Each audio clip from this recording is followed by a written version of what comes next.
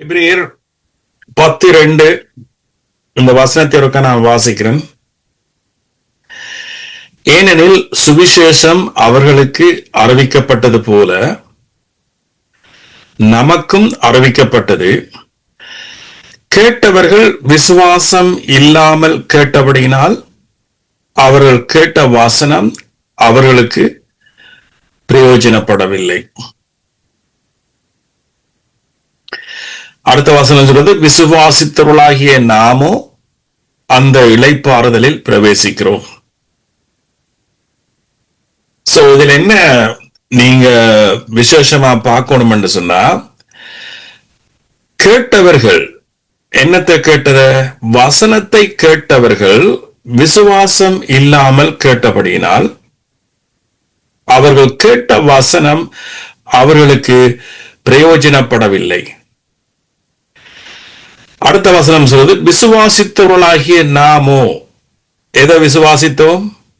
வசனத்தை. சோ இப்ப உங்களுக்கு விளங்கணும், பொதுவாக இன்றைக்கு உலகத்துல வாழ்ற மக்களுக்கு அல்லது கிறிஸ்தவர்களுக்கும் கூட இந்த வசனத்தை கேட்கறதுலதான் எல்லாருமே நாம என்ன செய்யறோமா, தப்பு விடுறோம். இப்ப நாம இன்றைக்கு அநேகர் ஜெபிப்பார்கள், தவறாம சர்ச்சுக்கு போவார்கள், அல்லது பல பல தொண்டுகள் கிரியைகள் செய்வாங்க. சோ அதுலதான் அநேகர் நாட்டமா இருப்பார்கள். ஆனா அது ஒன்றுமே என்ன செய்யாதாம், பிரயோஜனத்தை நமக்கு கொடுக்காஸ். அப்ப என்ன பிரயோஜனம் என்றா, சுவிசேஷம் வசனமாக வருது. சோ அந்த வசனத்தை நாம கேட்டு அந்த வசனத்தை விசுவாசித்தா தானாம் அது நமக்கு என்ன செய்ய போதாம், பிரயோஜனப்படும். சோ அதுதான் நமக்கு வாழ்க்கையில என்னத்தை தெரியுது, இளைப்பாறுதலை தெரியுது.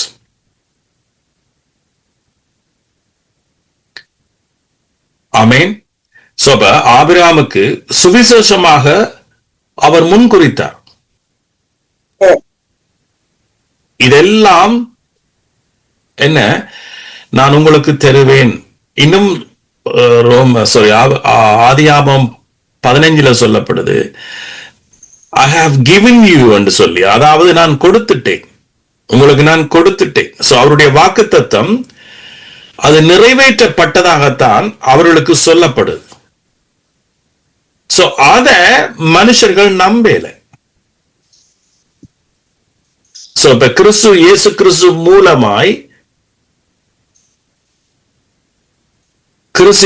மூலமாய் எல்லாமே என்ன செய்யப்பட்டது, நிறைவேற்றப்பட்டிருக்கு. நம்முடைய தேவைகள், நம்முடைய ரட்சிப்புக்கு தேவையான அனைத்தும் இயேசு கிறிஸ்து மூலமாக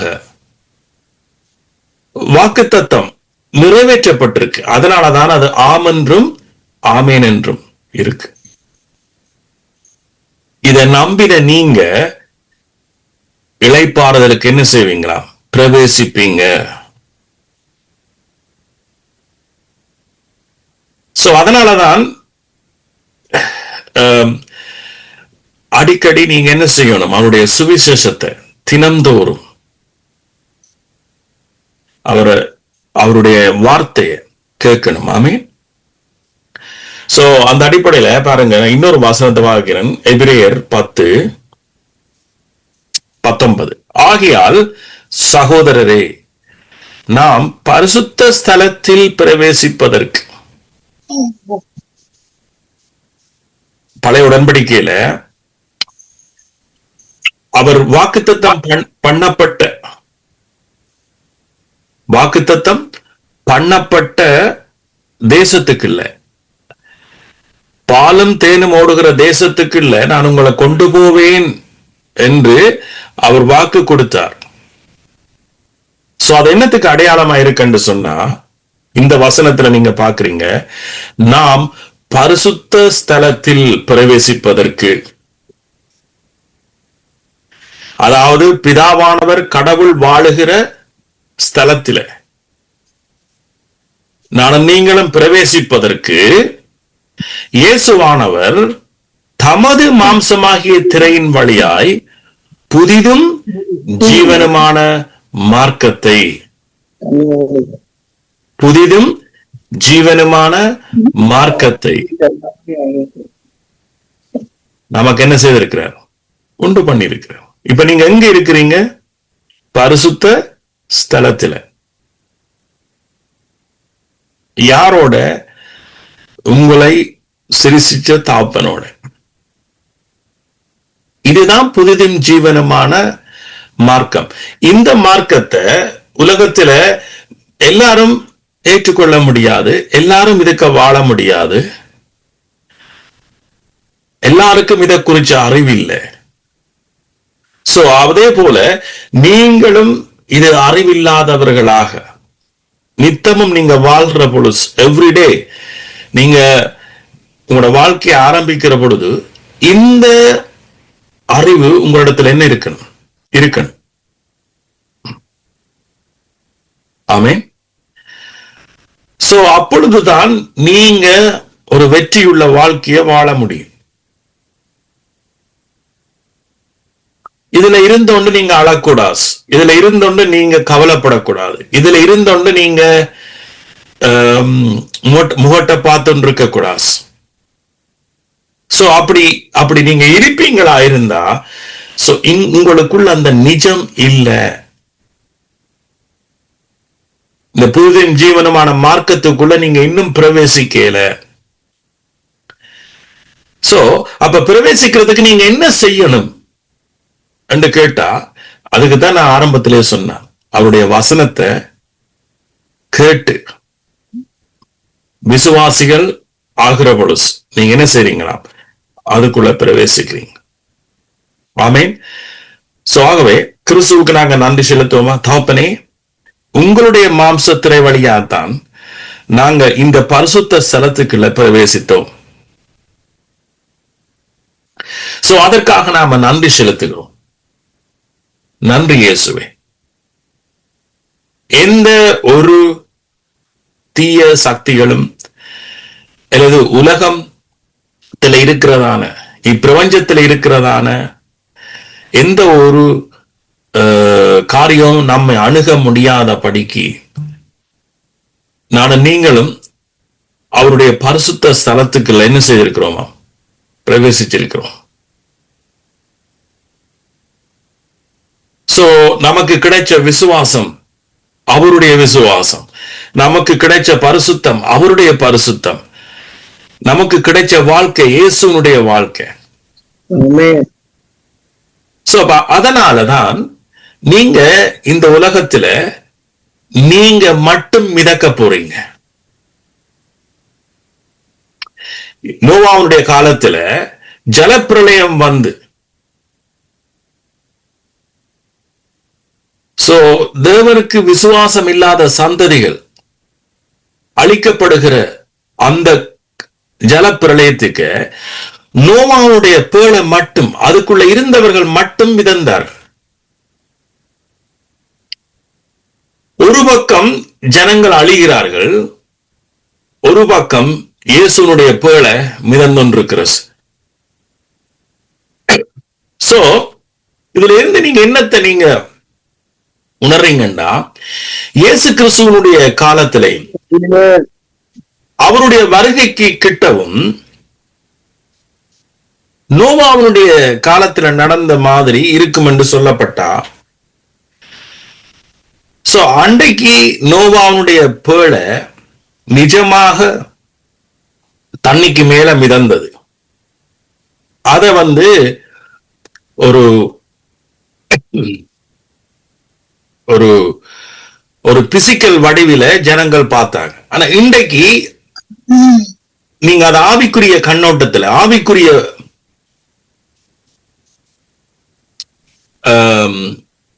கண்ணோட்டத்துல பாப்பீங்களா இருந்தா, சோ நானும் நீங்களும் இன்றைக்கு அவருடைய பரிசுத்த ஸ்தலத்துல அல்லது அவருடைய பேழைக்குள்ள இருக்கிறோம் என்கின்றதான் உண்மை, அதான் சத்தியம்.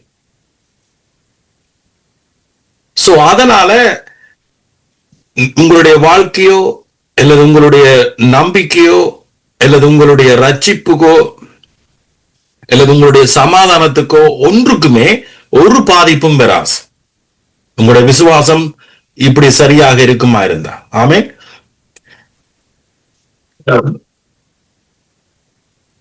சோ சோ அதனாலதான் இயேசு அன்றைக்கு சொன்னார், இனி ஜலத்தால நான் அழிக்க மாட்டேன். ஆனா இன்றைக்கு உலகம் பல வடிவத்துல மனுஷனுக்கு அழிவு வந்துருக்கு. பிசாசனுடைய கிரியைகள் அப்படி இருக்கு. வியாதியா இருக்கலாம், வறுமையா இருக்கலாம், அல்லது பூமி அதிர்ச்சிகளா இருக்கலாம், அல்லது வேற பலக்கு என்னென்ன பிசாசு கொல்லவும் அழிக்கவும் என்று வேறொன்றுக்கும். சோ என்னென்ன வழியிலேயோ மனுஷர்கள் இன்றைக்கு ஆக்கினைக்கு ஏதுவாக, ஆக்கினை தீர்ப்புக்கு ஏதுவாக பிசாசு இன்றைக்கு நடத்தி கொண்டிருக்க. ஆனா நானும் நீங்களும் வசனத்தை கேட்டு அந்த வசனத்துக்கு கீழ்ப்படிவோமாக இருந்தா, அவர் சிலுவையில செய்து முடிச்சதுக்கு நீங்க கீழ்ப்படிவீங்களா இருந்தா, நீங்க ஒருபோதும் அந்த வலைக்குள்ள நீங்க என்ன செய்யப்பட மாட்டீங்க, மாட்டப்பட மாட்டீங்க. ஆமென்.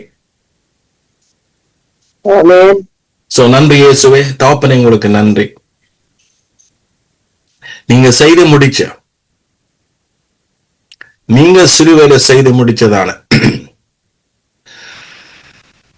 கிரியைகளுக்குள்ள நாங்கள் இளைப்பாடுறபடியால நன்றி இயேசு. அந்த ஒரு ரட்சிப்பு எங்களுக்கு தந்தபடியா நன்றி.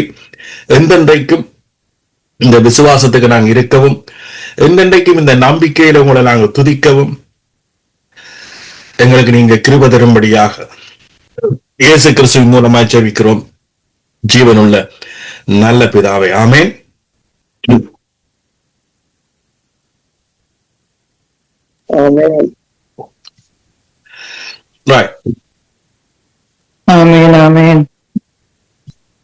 நன்றி எல்லாருக்கும். நளினியக்கா வந்திருக்கிறீங்க, Sheeba, ramen, blessing, pastor blessing. நன்றி. ஓகே, நாங்க இன்றைக்கு நான் எப்படி ஒரு தலையங்கத்தை போட்டிருக்கேன்னு சொன்னா, லிவிங் ஃப்ரம் ரெஸ்ட், அதாவது இளைப்பாறுதல்ல இருந்து நாங்க எப்படி வாழ்றது, இளைப்பாறுதல்ல இருந்து நீங்க வாழ கற்றுக்கொள்ளணும். சோ அப்படியானா எப்படி நாம இதை ஸ்டார்ட் பண்றது, எப்படி நாம ஒரு மனுஷன் இளைப்பாறுதல்ல இருந்து, சோ இப்ப இளைப்பாறுல இருந்து நாம வாழ்றதுக்கு எங்களுக்கு முதலாவது என்ன தேவை என்றா, இயேசு கிறிஸ்து சிலுவையில செய்து முடிச்சதுல எங்களுக்கு முழு நம்பிக்கை இருக்கணும். அதாவது ஏற்கனவே நம்முடைய ரட்சிப்புக்கு தேவையான அனைத்தையும் இயேசு சிலுவையில் என்ன செய்துட்டார், நிறைவேற்றி முடிச்சிட்டார். இதுல ஒரு நம்பிக்கை.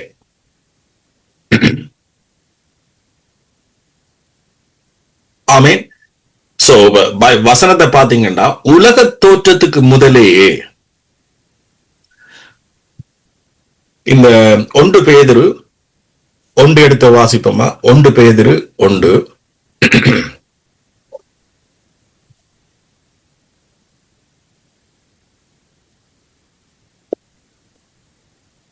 20வது வசனம். அவர் உலக தோற்றத்துக்கு முன்னே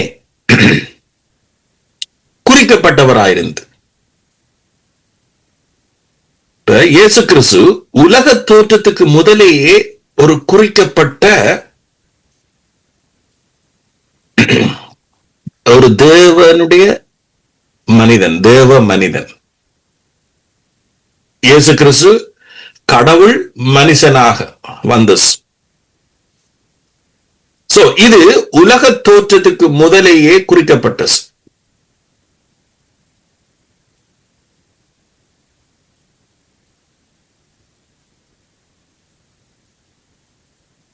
ஏன் தமது மூலமாய் அந்த வசனம் அப்படியே கண்டினியூ பண்ணது.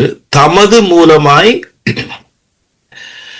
தேவன் மேல் விசுவாசமாய் இருக்கிற உங்களுக்காக இந்த கடைசி காலங்களில் வெளிப்பட்டார்.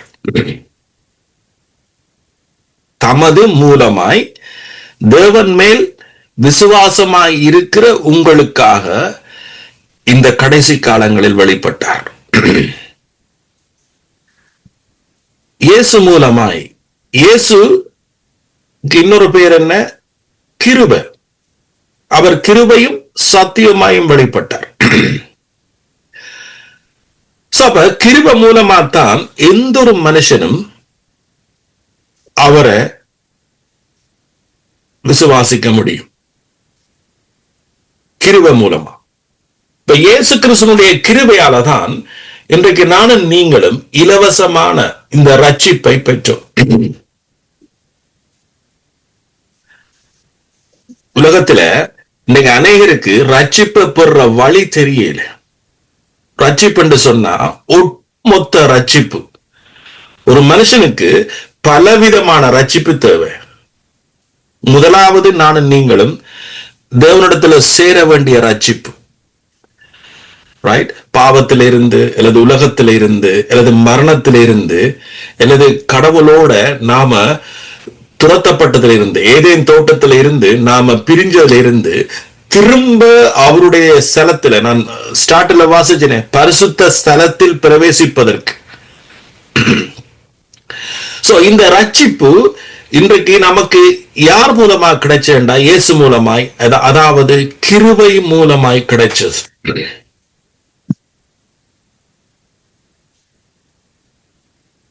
சோ அப்ப இத இன்றைக்கு உலகத்துல எந்த ஒரு மதத்துல இருக்கிறவர்களுக்கும் இது புரியாது. சோ அப்ப நாம கிருபையினால் விசுவாசத்தை கொண்டு, அதாவது அவருடைய வசனத்தை நாம நம்பினபடியால நானும் நீங்களும் விசுவாசத்தினால இந்த கிருபைக்குள்ள பிரவேசிக்கிற சலாக்கியத்தை நாம் என்ன செய்தோம்? பெற்றுக்கொண்டோம்.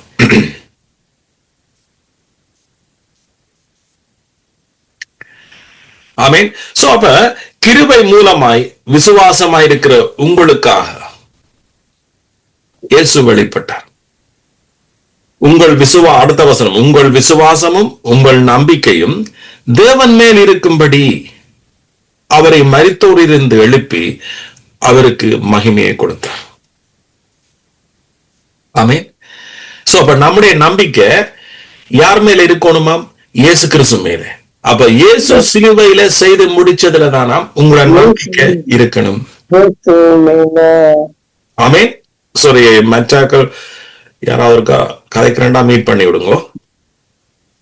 சோ அப்ப இயேசு மேல நம்பிக்கைன்றா அர்த்தம் என்ன? உலகத்துல எல்லாரும் இயேசு மேல நம்பிக்கைன்னு சொல்றாங்க.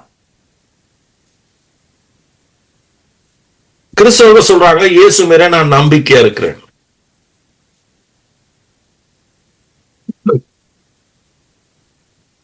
சோ அப்ப அது என்ன? இயேசு மேல நம்பிக்கைன்னா என்ன?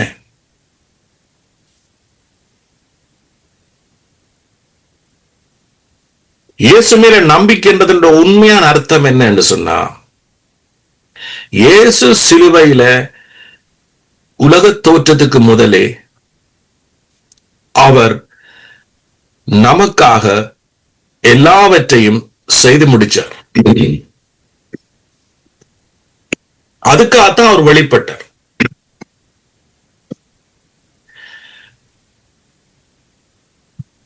அதுக்கு பேர் தான் கிருபை. இந்த கிருபையால மட்டும்தான் நாம ரட்சிக்கப்பட முடியும். கிருபையால மட்டும்தான் நம்முடைய வியாதி சுகப்பட முடியும். கிருபையால மட்டும்தான் நானும் நீங்களும் இந்த பூமியில ஒரு ஜெயமுள்ள வாழ்க்கையை வாழ முடியும். இப்ப பாருங்க, எபிரியர் திரும்ப எபிரிய புத்தாத்து போவோம். ரைட், 4:3 எபிரியர் 4:3 வாட்சி பாருங்க. விசுவாசித்தவர்களாகிய நாமோ அந்த இளைப்பாறுதலில் பிரவேசிக்கிறோம்.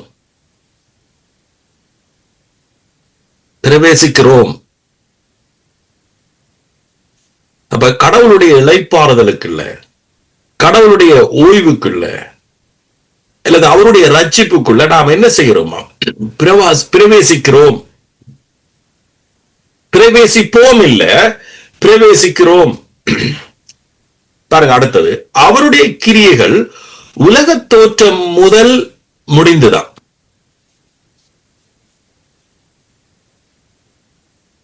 அவருடைய கிரியைகள் உலக தோற்றத்துக்கு முதலே முடிஞ்சது.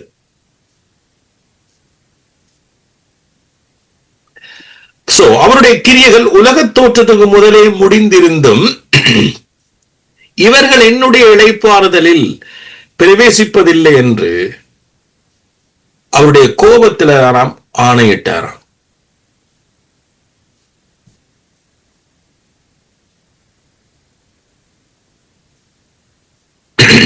அவருடைய கிரியைகள் என்னவா? உலக தோற்றத்துக்கு முதலே முடிஞ்சு. என்ன கிரியை? அவர் ஏன் கிரியை செய்யணும்? கடவுள் அவர் ஏன் ஓய்ந்திருந்தார் என்று சொல்லப்படுது. 7ஆம் நாளில் ஓய்ந்திருந்தார். ஏனென்றா அவருடைய கிரியையால தான் நானும் நீங்களும் விடுதலையாக முடியும். நம்முடைய கிரியையினால நாம விடுதலையாக முடியாது.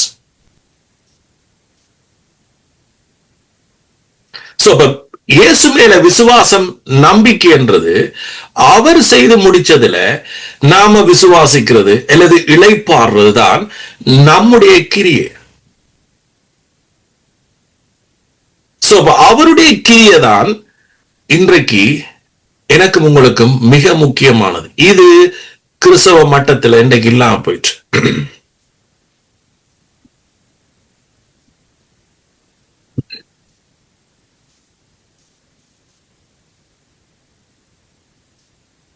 அப்ப நாம முதலாவது நாம் என்ன செய்யணும்? இளைப்பாறுதல் நமக்கு முதலாவது, நம்முடைய ஆத்மாக்கு இந்த ஆழமான இந்த இளைப்பாறுதல் தேவைப்படுது. இது இன்னைக்கு மனுக்குலத்துக்கு தெரியுதில்லை. இன்னைக்கு நம்முடைய பிரச்சனை எங்க இருக்கின்றது? ஒரு மனுஷனுக்கு உண்மையான இளைப்பாறுதல் இல்லாததுதான் பிரச்சனை. அந்த இளைப்பாறுதலை தான் நாம தொலைச்சிட்டோம். அந்த இளைப்பாறுதல் தான் இயேசு கிறிஸ்து மூலமாக நமக்கு கொடுக்கப்படுது. நம்முடைய ஆத்மாவுக்கு தேவையான அந்த ஆழமான அந்த இளைப்பாறுதல் தான் ஒவ்வொரு மனுஷனும் முதலாவது நீங்க பெற்றுக்கொள்ளணும். அப்ப என்னத்துல இருந்து நமக்கு இளைப்பாறுதல்ண்டா? ஒரு பயத்துல இருந்து இளைப்பாறுதல். ஆமீன். இன்னைக்கு நம்முடைய ஆத்மாவுக்கு என்ன பெரிய போராட்டம் தெரியுமா? பயம். சோ இதுல இருந்து எல்லாம், பயத்துல இருந்து என்னென்ன காரியம் என்றால் 1-2 காரியங்களை எழுதி வச்சுக்கிறேன்.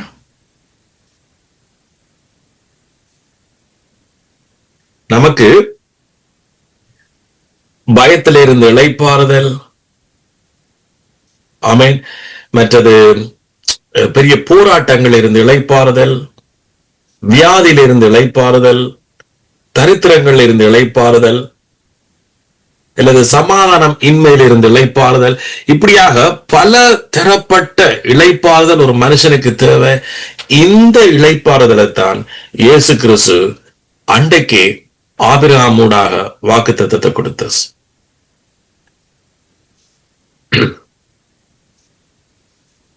இந்த இளைப்பாறுதலை தான் உங்களை நேசிக்கிறவர் அல்லது உங்களை உருவாக்கினவர், உங்களை படைச்சவர், அவருக்கு தெரியும் ஒரு மனுஷனுக்கு முதலாவது என்ன தேவை என்று.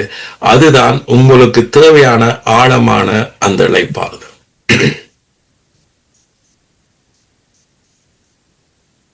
அதனாலதான் இந்த எபிரேயர் 4 பாத்தீங்கன்னா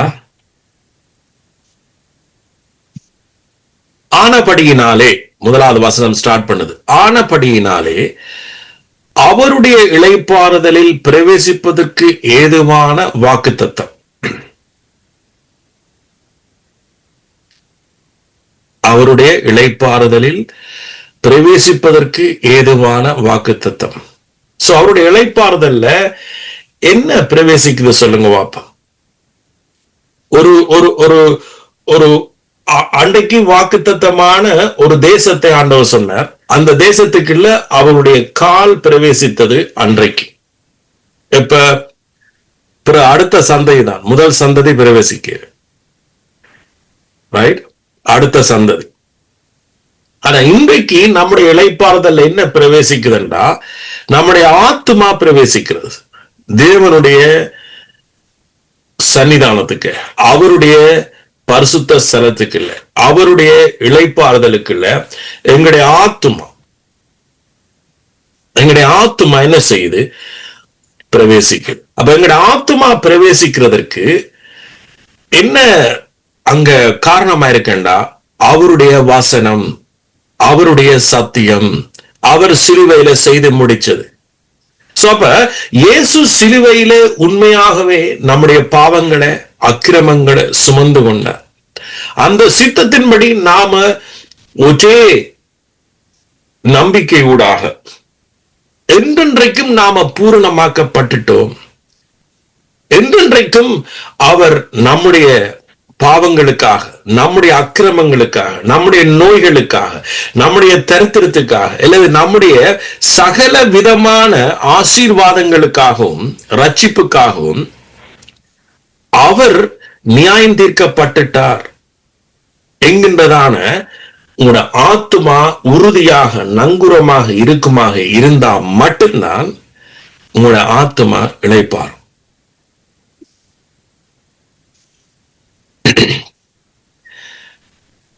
விளங்குதானே? இந்த இளைப்பாறுதல் தான்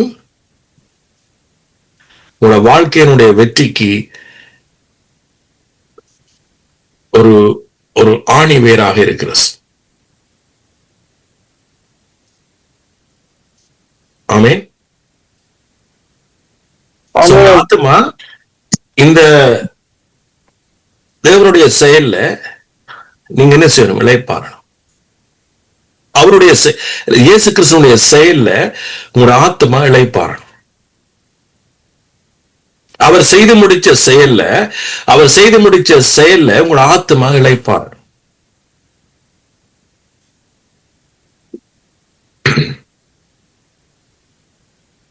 அவருடைய இளைப்பாறுதலில் பிரவேசிப்பதற்கு ஏதுவான வாக்குத்தத்தம் நமக்கு உண்டாயிருக்கு. ஆபிரகாமுக்கு கொடுத்த வாக்குத்தத்தம் என்ன?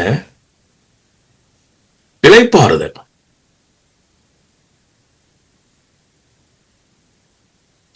அதை உங்களில் ஒருவரும் அடையாம பின்வாங்கி போனவனாக காணப்படாதபடிக்கு பயந்திருக்க கடவோம்.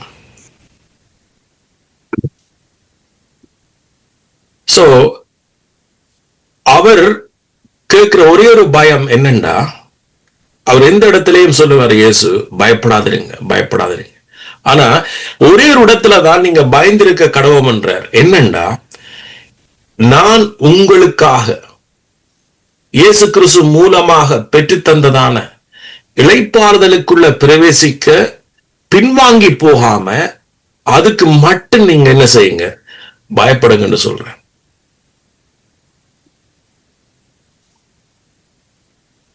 ஏனெனில் சுவிசேஷம் அவர்களுக்கு அறிவிக்கப்பட்டது போல நமக்கும் அறிவிக்கப்பட்டது. கேட்டவர்கள் விசுவாசம் இல்லாமல் கேட்டபடியா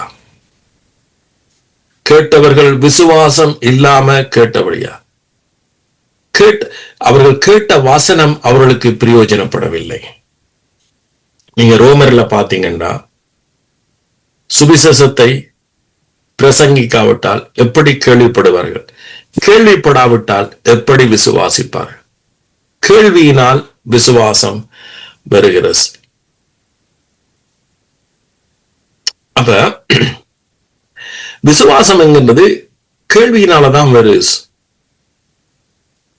ஆமென். இப்ப இயேசு கிறிஸ்துவினுடைய விசுவாசம் என்பது நாம அவருடைய நற்செய்தியை கேட்கறதுனால, அவருடைய வார்த்தையை கேட்கறதுனால அதுதான், அதால மட்டும்தான் விசுவாசம் வருது. சோ அந்த விசுவாசத்தினாலதான் நானும் நீங்களும் அவருக்கு பிரியமா இருக்கலாம். சோ இன்னைக்கு அநேகருக்கு விசுவாசம் முக்கியம் என்று தெரியுது. விசுவாசம் இல்லாம அவருக்கு பிரியமா இருக்க கூடாதுன்னு தெரியுது. ஆனா விசுவாசம் என்றா என்னன்னு தெரியுது இல்லை.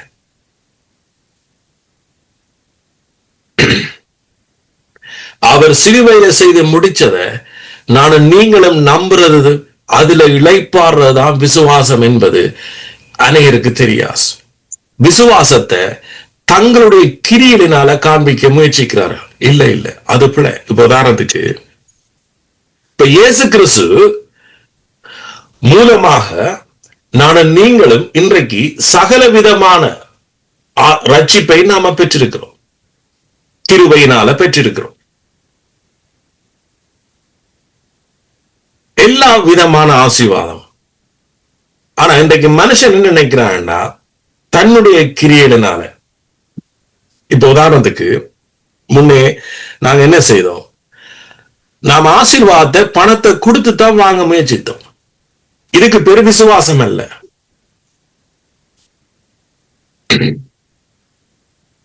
நம்முடைய ஆசீர்வாதத்தை நாம பலவிதமான ஊழியங்களை செய்து பலவிதமான கிரியைகளை செய்துதான் நாங்க பெற நினைச்சோம்.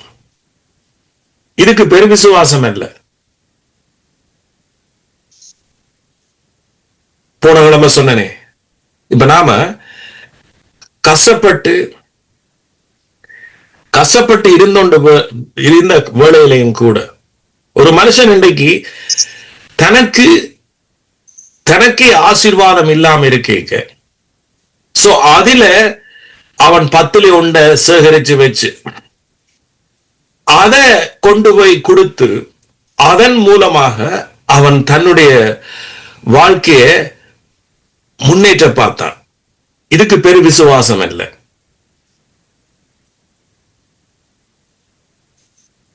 அதுபோல ஒரு மனுஷனுக்கு அவனுக்கே நேரம் இல்லை. அவ்வளவுக்கு கஷ்டப்பட்டு தன் குடும்பத்தை முன்னேற்றணும் என்று சொல்லி அந்த நேரம் இல்லாம அவன் பயங்கர கஷ்டப்பட்டு தன் குடும்பத்துக்காக வாழ்ந்தொன்றிருக்க ஒரு கணவனோ மனைவியோ, அதுக்குள்ளேயும் நான் கடவுளை ஆராதிக்கிறதுக்கு ஒரு நேரம் என்று சொல்லி ஒதுக்கி அந்த நேரத்தை ஒதுக்குறதன் மூலமாக தன் ஆசீர்வாதத்தை பெற முயற்சித்தான் மனுஷன். அதுக்கு பேர் விசுவாசம் அல்ல.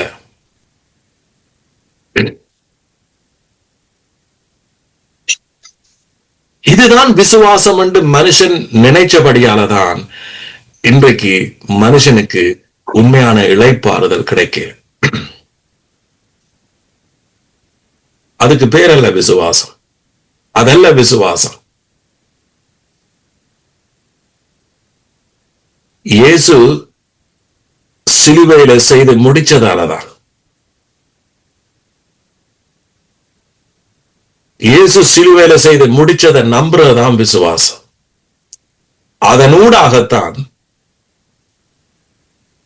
அதனூடாகத்தான் தரித்திரமாயிருந்த என்ன அவர் ஐஸ்வர்யமாக மாற்றினது.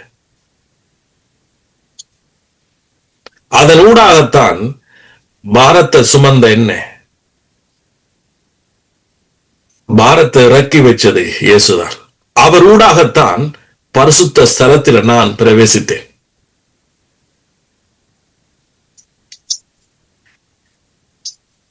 இது அவருடைய வசனத்தை கேட்கிறதுனாலதான் வருது.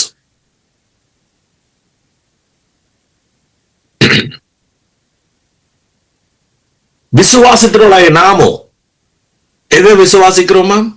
அவருடைய வார்த்தையை, அவருடைய வசனத்தை. ரைட்? அவருடைய வசனம் என்னவாம்? நற்செய்தி. நற்செய்தி என்ன?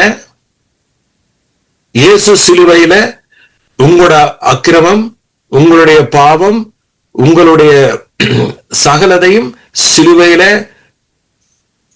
சுமந்துட்டு இயேசு உங்களுக்காக அடிக்கப்பட்டுட்டார். பிதாவானவர் தன்னுடைய சொந்த குமாரனை உங்களுக்காக கொடுத்துட்டார். அதன் மூலமாகத்தான் இன்றைக்கு கடைசி காலத்துல அவர் உங்களுடைய தேவைகளை சந்திக்கிறார். இந்த ஒரு பெரிய கிருபையை, இந்த ஒரு சத்தியத்தை, இந்த கடவுளுடைய திட்டத்தை நாம எல்லாத்தையும் புதைச்சு வச்சு, இந்த கிருபையை புதைச்சு வச்சுட்டு மனுஷன் தன்னுடைய செயல்கள் மூலமாக, தன்னுடைய கிரியைகள் மூலமாக அவன் பிழைக்க நினைக்கிறது தான் பரிசுத்த ஆவிக்கு விரோதமான, அவருக்கு விரோதமான பாவம் என்பதை மனுஷன் இன்றைக்கு உணர முடியல. சோ இதெல்லாத்தையும் இன்றைக்கு உடைச்சு, இதெல்லாத்தையும் நிர்மூலமாக்கித்தான் அவருடைய சுவிசேஷம் இன்றைக்கு நிற்கிறது. அதான் பவுல் சொல்றார், அவருடைய கிருபையின் சுவிசேஷத்துக்காக நான் பிராணனையும் நான் என்ன செய்யலையா எண்ணெயில. அவ்வளவுக்கு அவருக்கு தெரியும் இந்த கிருபையின் சுவிசேஷம் தான் ஒரு மனுஷனுடைய ரட்சிப்பினுடைய பலன் என்று. அவர் சொல்லல நான் இயேசுவுக்காக உயிரை கொடுக்கிறேன் என்று, எனது கடவுளுக்காக உயிரை கொடுக்கிறேன், கிருபையின் சுவிசேஷத்துக்காக. இந்த வசனத்தை நீங்க வேணுமெண்டா அப்போஸ்தலர் நீங்க எடுத்து பாருங்க. அப்போஸ்தலர் 20, அது எத்தனை வசனம் ஞாபகம் இல்லை, நான் பாக்குறேன்.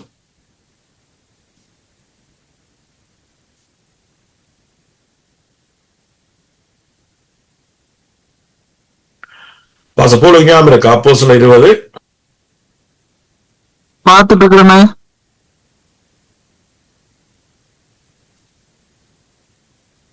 யா 24. ஆகிலும் அவைகளில் ஒன்றையும் குறித்து கவலைப்படேன், என் பிராணனையும் நான் அருமையாக எண்ணேன், என் ஓட்டத்தை சந்தோஷத்தோட முடிக்கவும் தேவனுடைய கிருபையின் சுவிசேஷத்தை பிரசங்கம் பண்ணும்படிக்கு நான் கர்த்தராகிய இயேசுவினிடத்தில் பெற்ற ஊழியத்தை நிறைவேற்றவுமே விரும்புகிறேன். அதாவது கிருபையின் சுவிசேஷத்துக்காக அவர் தன்னுடைய உயிரையே அர்ப்பணித்தவர்.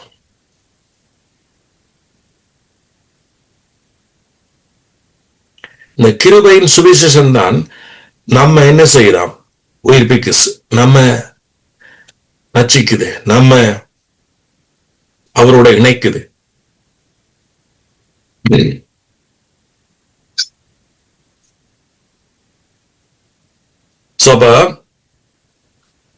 மக்களுக்கு என்ன இந்த விசுவாசம் என்னன்னு தெரியுதில்லை. நீங்கள் இன்றைக்கு என்ன செய்யணும், உறுதியாக நீங்க நம்பணும். இயேசுனுடைய மரணத்தோட என்னுடைய எல்லா விதமான மரணமும் மறிச்சிட்டு, எல்லா விதமான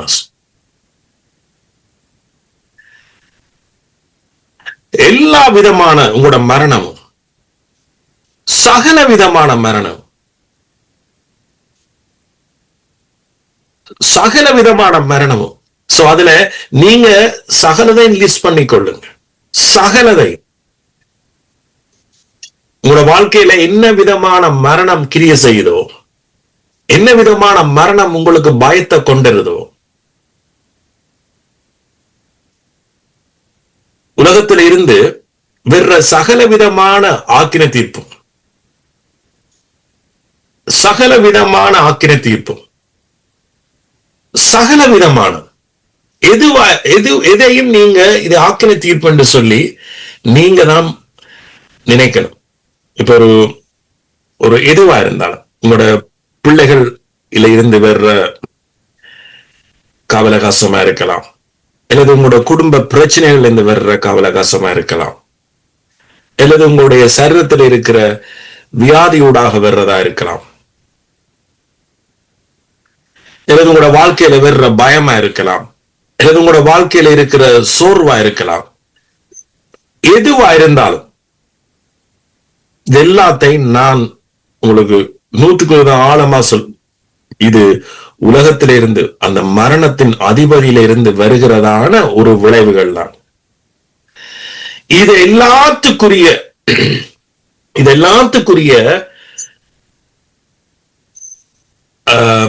வெற்றியையும் அல்லது இது எல்லாத்தையும் இயேசு சிலுவையில தன்னுடைய மரணத்தால ஜெயிச்சிட்டார். சோ இந்த நம்பிக்கை, இந்த உறுதி உங்களோட வாழ்க்கையில இருக்கணும்.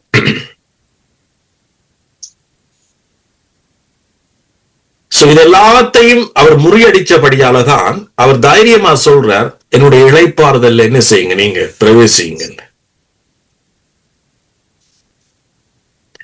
இந்த மோசே ஊடாக ஆபிரகாமுக்கு சொல்லப்பட்ட ஆபிரகாமுடைய சந்ததி, அவர் சொன்னது போல 400 வருஷம் இவர்கள் எகிப்தில அடிமைப்பட்டிருப்பார்கள். ஆனா நான் அவர்களை மீட்டு கொண்டு அவர்களுக்கு வாக்குத்தத்தம் பண்ணப்பட்ட அந்த ஒரு தேசத்தை நான் அவர்களுக்கு கொடுப்பேன் என்று சொன்ன அந்த வாக்குத்தத்தத்தை ஆண்டவர் நிறைவேற்றார். அப்ப வாக்குத்தத்தம் அவர்கள் பெற்ற சந்ததி என்றபடியால மோசேயை அனுப்பி அவர்களை மீட்டு கொண்டு வர, மீட்டு கொண்டு வந்து அவர்கள் அந்த ஜனங்கள் எல்லாம் ஆண்டவர் வாக்குத்தத்தத்துக்கு உண்மை உள்ளவர் என்பதை கண்ட ஜனங்கள். நாங்கள் எவ்வளவு அடிமையா இருந்தும் கூட, ரைட், நாங்கள் கடவுளை தேடாம இருந்தும் கூட, நாங்கள் அவரை நம்பாம இருந்தும் கூட, அவர் எங்களை தன்னுடைய ஊழியக்காரனை அனுப்பி, எங்களை மோசே அனுப்பி எங்களை மீட்டு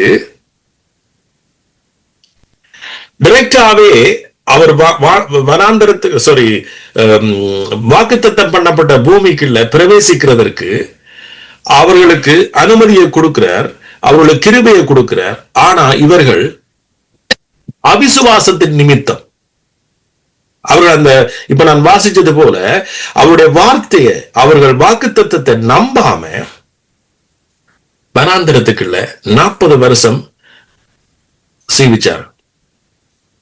40 வருஷம். நீங்க அப்போஸ்தலர் புத்தகத்துல நீங்க 7ஆம் அதிகாரத்தை வாசிங்கன்னா அப்படியே சுருக்கமா அவ்வளவு அதிகாரத்திலே எழுதி இருக்கிறார் உலக காரியத்தை. சரியா? அப்ப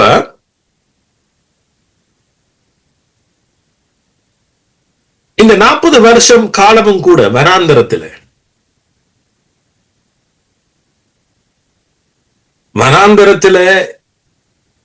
மனுஷனால பெற முடியாத ஆசீர்வாதங்களை வனாந்தரத்துல எங்க இருக்கும்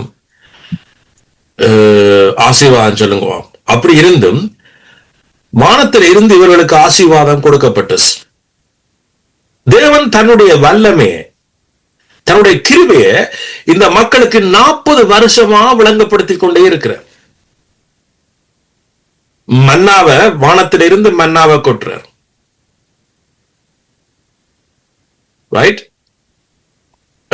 கண்மலையில இருந்து தண்ணியை கொடுக்கிறார்.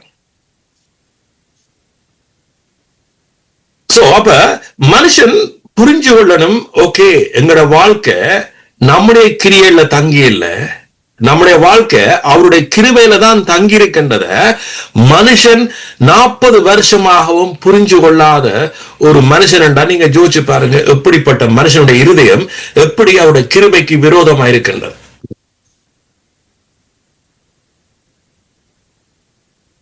நீங்களே யோசிச்சு பாருங்க.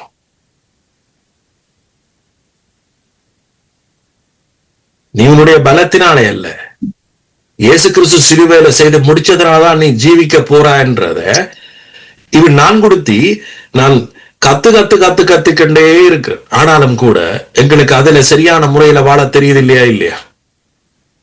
இதுதான் பிசாசுடைய பெரிய தந்திரம். எங்களுடைய வாழ்க்கையில் ஒன்று வந்தோன்னு பட்டாரண்டு பதறமே பாருங்க. இது எங்க இருந்து வருது? நம்முடைய பதட்டத்துக்கு காரணம் என்ன?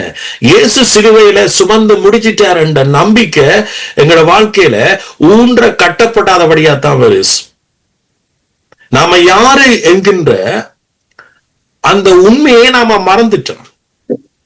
இயேசு கிறிஸ்துவால நாம் மறுபடி பிறந்த அவருடைய புது சிருஷ்டிப்பு. ஆமென். சோ அவருக்குள் நாம இருக்கின்றோம் என்கின்றதை நாம மறந்துடுறோம்.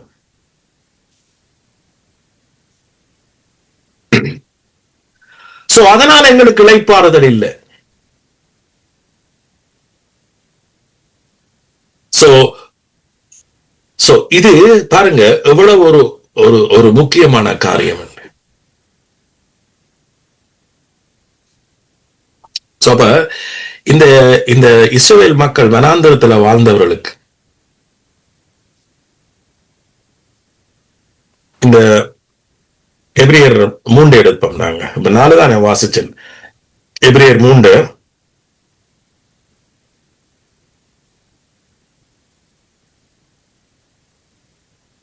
முதலாம் அதிகாரத்தை பாருங்க. இந்த எபிரியரோட திரும்ப எப்படி இவ்வளத்தையும் மிஸ் பண்ணி இந்த இஸ்ரவேல் மக்கள் வாக்குத்தத்தத்தை பெற்ற மக்கள், இப்ப எங்களுக்காக வாக்குத்தத்தம் கொடுத்திருந்தாலும் ஆனா இனிஷியலா அவர்களுக்கு தான் கொடுக்கப்பட்டது. அவர்களை வச்சுத்தான் உலகத்துக்கே அவர் கிருபை உள்ள தேவன் என்பதை ஆண்டவர் திருவுளம் பெற்றுகிறார். ஒரு சிறிய தேசம், ஒரு சிறிய பலமுள்ள மக்கள். அது மட்டுமில்ல, உலகத்திலேயே நான் விளங்கி கொண்டது பாவத்திலே அதிகமாக பாவம் கொண்ட ஜனங்கள், வணங்கா கழுத்துள்ள ஜனங்கள். அப்படிப்பட்ட ஜனத்தோடையே அவருடைய கிருபை இவ்வளவு பொறுமையா இருக்குன்னு சொன்னா ஆண்டவற்ற இருதயத்தை அவர் வெளிப்படுத்துறதுக்கு வேற வழியே இல்லை. உலகத்திலேயே ஒரு சிறிய தேசம், உலகத்திலேயே பாவம் கூடினவர்கள், வணங்கா கழுத்துள்ள ஜனங்கள், மற்றவர்களோட ஒரு ஒரு ஒரு சாதி தடிப்பு பிடிச்சவர்கள், கோத்திர தடிப்பு பிடிச்சவர்கள், இப்படிப்பட்டவர்களை அழைச்சு, இப்படிப்பட்டவர்களுக்கு கிருபையாக அழைச்சு தண்ட வாக்கு தத்துவத்தை கொடுத்து தன்னை அன்பை வெளிப்படுத்தி, சிறிய ஒரு ஒரு ஜனத்துக்கு தண்ட பலத்தை வெளிப்படுத்தி, கிருபையால வருகிற பலம் எப்படி இருக்கும் என்பதை வெளிப்படுத்தி உலகத்துக்கே இன்றைக்கு அவருடைய கிருபையத்தான் ஆண்டவர் வெளிப்படுத்துறாருடைய அவர் தன்னை வேற ஒன்றையும் வெளிப்படுத்தல. என்ன கிருபையால மட்டும்தான் விழுந்து போன எந்த ஒரு மனுஷனாலையும் ரட்சிப்பை பெற முடியும்.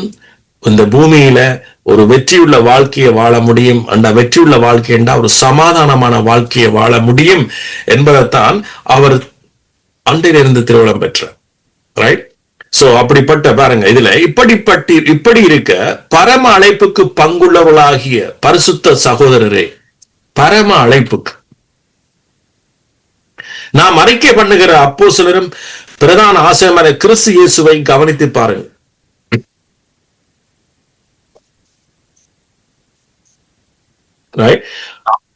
மோசே தேவனுடைய வீட்டில் எங்கும் உண்மையுள்ளவனாய் இருந்தது போல இவரும் தம்மை ஏற்படுத்தியவருக்கு உண்மை உள்ளவராய் இருக்கிறார். அப்ப இயேசுவை ஏற்படுத்தினது யாரு? பிதா, குமாரன், பரிசுத்தாவே மூவரும் ஒன்றா இருந்தாலும், ஆனா இங்க ஒரு பெரிய ஒரு எங்களை மீட்கிறதுக்காகத்தானே இந்த ஒரு ஏற்பாடு. சோ அப்ப பிதாவானவர் இயேசுவை நமக்கு ஒரு மத்தியஸ்தனாக, அவர் மூலமாகத்தான் நம்மை, அவர் கிருபை மூலமாக நம்மை அவர் என்ன செய்யறாரா? மீட்டெடுக்கிறார். பரம அழைப்புக்கு நாம சும்மா இல்ல, பரம அழைப்புக்கு ஒரு பங்குள்ளவர்கள். அதாவது அவரோட சேர்க்கப்பட்டவர்கள், அவரால நாம நேசிக்கப்பட்டவர்கள், ஆழமாக நேசிக்கப்பட்டவர்கள், திரும்ப மீட்டெடுக்கப்பட்டவர்கள். சோ அவருடைய வல்லமைக்கும், அவருடைய கிருபைக்கும், அவருடைய சுகத்துக்கும், ஆரோக்கியத்துக்கும், எல்லாத்துக்கும் நாங்கள் பங்குள்ளவர்கள், பாக்கியவான்கள். இப்படி எல்லாம் இருந்தும் ஏன் இன்றைக்கு மனுஷனால பெற முடியாம இருக்கண்டா? இயேசு கிறிஸ்து சிலுவையில செய்து முடிச்சத மனுஷர்கள் தங்களுடைய கிரியையினால பெறபடியாலதான் ஒரு மனுஷனாலையும் இதுக்குள்ள கிட்டவே நெருங்க முடியவில்லை. இதுக்காகத்தான் நான் விசுவாசத்தை உங்களுக்கு போதிக்கிறேன், இளைப்பாறுதலை போதிக்கிறேன். ஆமீன். பிசாசுடைய தந்திரமே நமக்கு பொய்ய சொல்லி நம்முடைய உரிமையை இழக்க பண்ணி விசுவாசத்தினால பெறாம நம்முடைய கிரியனால பெற அந்த ஒரு தந்திரமான ஒரு போதனைகளை இன்றைக்கு உலகத்துக்கு கிறிஸ்தவத்துக்களை கொண்டு வந்தபடியாலதான் நாம இன்றைக்கு எங்களோட உரிமையிலேயே பெற முடியாம இருக்கிறோம்.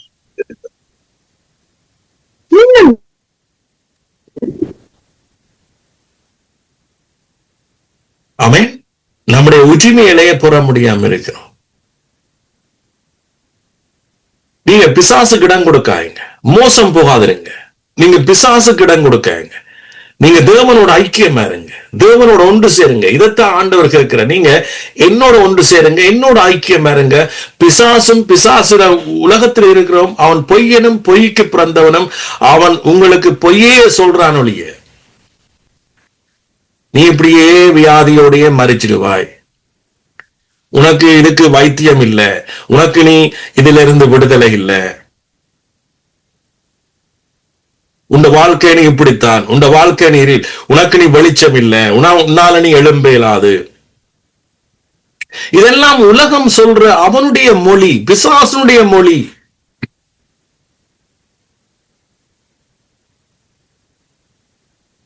உங்கள தப்பில்ல. அதை கேட்டு கேட்டு கேட்டு கேட்டு கேட்டு கேட்டு கேட்டு நாம நித்தமும் கேட்டபடியாலதான் நாம முடங்கி போய் இருக்கிறோமே ஒழிய இது கர்த்தருடைய மொழி அல்ல. இப்ப பாருங்க, ஆண்டவற்ற மொழியை பற்றி உங்களுக்கு சொல்லப்போம். அவருடைய குரல் என்ன? இன்றைக்கு சில கிறிஸ்தவர்களே, ஆண்டவரே என்னோட பேச மாட்டீரா, உங்களோட குரல் எனக்கு கேட்காதா, எங்கேயாவது ஒரு மூலையில இருந்து நீர் கத்த மாட்டீரா, கூப்பிட மாட்டீரா, ஆபிரகாமே என்று கூப்பிட்ட நீர் என்னையும் கூப்பிட மாட்டீரா.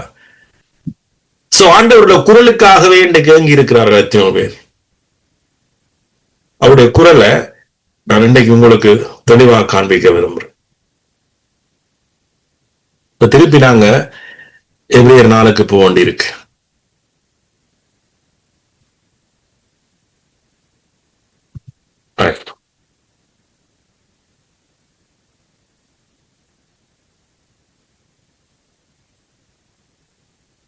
ஏழாவது வசனம், எபிரேயர் 4:7. இன்று இன்று அவருடைய சத்தத்தை, உண்மையா சத்தம் அல்ல, உண்மையாக நீங்க ஆங்கில பைபிள்ல அல்லது பொது மொழிபெயர்ப்புல கேட்டீங்கன்னா, இன்று அவருடைய குரலை கேட்பீர்களாகில், இன்று அவருடைய குரலை, அவருடைய வாய்ஸ் ஆஃப் கோட், ஆங்கிலத்தில் இருக்கு வாய்ஸ் ஆஃப் கோட், அவருடைய குரலை கேட்பீர்களாகில் உங்கள் இருதயங்களை கடினப்படுத்தாதிருங்கள் என்று வெகு காலத்துக்கு பின்பு தாவீதின் சங்கீதத்திலே சொல்லியிருக்கிறபடி இன்று என்று சொல்வதனால் பின்னும் ஒரு நாளை குறித்திருக்கிறார். சோ அன்றைக்கு சொல்லிக்க பின்பு என்று சொல்லிக்க அது இன்றைய காலத்தை சொல்லப்படுது. சோ அப்ப அவருடைய குரல் என்னவா? இன்று, இன்றைக்கு நீங்க என்ன செய்யுங்கவா? அவருடைய இளைப்பாறுதலுக்கு பிரவேசிங்கன்னு சொல்றேன். அவருடைய குரல் என்ன?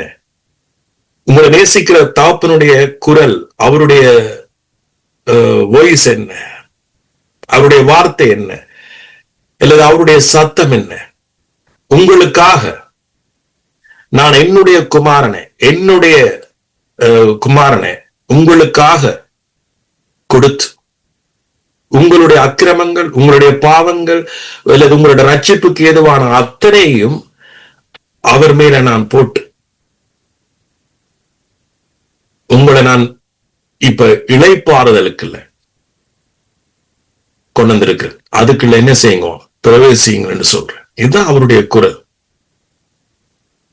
இயேசுவே அதை எப்படி வெளுத்துற? வருத்தப்பட்டு பாரம் சுமக்கிறோளே எல்லாரும் என்னிடத்துல வாருங்கள், நான் உங்களுக்கு இளைப்பாறு தருவேன், என்னுடைய நுகம் மெதுவாயும் என்னுடைய சுமை இலகுவாயும் இருக்கும்.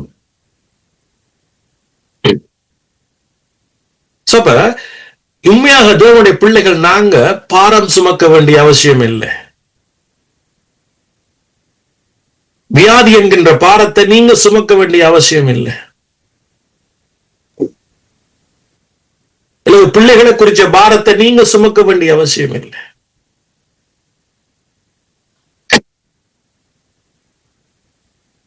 உங்களோட வாழ்க்கையில எது பாரமா இருக்கோ அது ஒன்றை நீங்க சுமக்க வேண்டிய அவசியம் இல்லை. தெரியுமா? இதுதான் அவருடைய குரல்.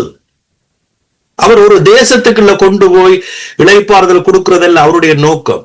ஆபிராமை அழைச்சு ஆபிராமுக்கு ஊடாக சொல்லப்பட்ட வாக்குத்தத்தம் இயேசு கிறிஸ்துவை முன்னிட்டு இன்றைக்கு நானும் நீங்களும் இந்த உலகத்துல பெற வேண்டிய ஒவ்வொரு விஷயத்திலையும் நீங்க பெறக்கூடிய அந்த இளைப்பாறுதல் தான் நமக்கு கிடைச்ச வாக்குத்தத்தம். அந்த இளைப்பாறுதல் உங்கள் பிள்ளைகள் மூலமாக வருகிற இளைப்பாறுதல், உங்களோட மனைவி மூலமாய் வருகிற இளைப்பாறுதல், உங்களோட கணவன் மூலமாய் வருகிற இளைப்பாறுதல், இல்ல ஒட்டுமொத்தமா உங்களோட வியாபாரமா இருக்கலாம், பிசினஸா இருக்கலாம், இல்ல உங்களோட வேலையா இருக்கலாம், எல்லாத்துல இருந்தும் வர வேண்டிய இளைப்பாறுதல் உங்களுக்கு உரிமை சொத்து. இந்த இளைப்பாறுதலை தான் இயேசு இன்றைக்கு ஒவ்வொரு மனுஷனுக்கும் தருகிறார்.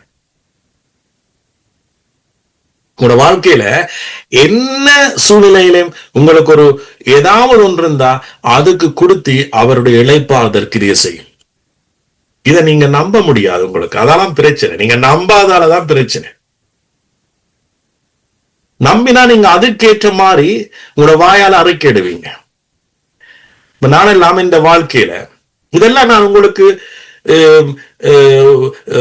நெடுவலும் சொல்லிக் கொண்டிருக்கிறாது. ஆனா என்ன போல யாரும் சொல்ல மாட்டார்கள். இதெல்லாம் உங்களுக்கு சொல்றதுக்கு ஆண்டவர் அப்படி ஒரு பாக்கியத்தை வச்சிருக்கிறார். சோ இது பிராக்டிஸ்ல வந்தாதான் நீங்க அனுபவிப்பீங்க. சோ இப்ப நான் எல்லாம் ஒவ்வொரு காரியத்தையும் கூட என்ன செய்யறேன், அந்த இளைப்பாறுதலை நான் அறிக்கிறேன். தாப்பனே, நீங்க இந்த பூமியில நீங்க மனுஷனாய் பிறந்ததுக்கு ஒரே ஒரு காரணம் தான் இருக்கு. மனுஷனுடைய சகல விதமான பிரச்சனையும் அவர் அறிந்தவர். ஒரு மனுஷனுக்கு என்னென்ன பிரச்சனை வரும், என்னென்ன பிரச்சனையால ஒரு மனுஷனுடைய சமாதானம் இழக்கும் என்று இயேசுவுக்கு நல்லா தெரியும். சோ அத்தனையும் அவர் தன்மையில சுமந்து கொண்டார். இயேசு சும்மா இங்க வாழ்ந்துட்டு போக வரையில. இயேசு ஓகே நீங்க என்னென்ன அட்டாசம் செய்றீங்கன்னு பார்க்க வரையில. என்னென்ன அட்டாசம் நீங்க செய்றீங்க, அந்த அட்டாசம் அவலத்தையும் அவர் தன்மையில சுமக்க வேண்டும் என்ற ஒரு நல் நோக்கத்தோட இயேசு பிறந்தார். சோ அப்ப அவர் சுமந்தாராயிருந்தா உங்களோட வாழ்க்கையில விடுதலை இருக்கு. சோ அதனாலதான் ஆண்டவர் ஒரே ஒரு வார்த்தையில சொன்னார், பிதாவுக்கு ஏற்ற கிரியை என்னன்னு கேட்க இயேசு சொன்னார், நீ என்ன விசுவாசி, நீ என்ன நம்பு. சோ அப்ப அவரை நம்பிக்கை நமக்கு என்ன உண்டாது, இளைப்பாறுதல் உண்டாது. அதுதான் உங்களுடைய உண்மையான இயேசுவால பிறந்த விசுவாசம். எத்தனை பேருக்கு நான் சொல்ற புரியுது?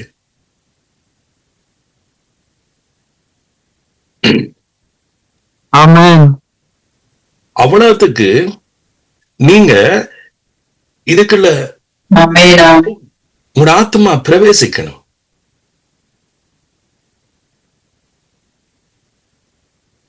இன்னைக்கு மனுஷன் தன் காலை கொண்டே சேர்ச்சுக்குள்ள போட்டோன்னு எல்லாம் சரி வரும் நினைக்கிறான். நோ, உங்களோட ஆத்மா இயேசுவுக்குள் பிரவேசிக்கணும், சத்தியத்துக்குள் பிரவேசிக்கணும்.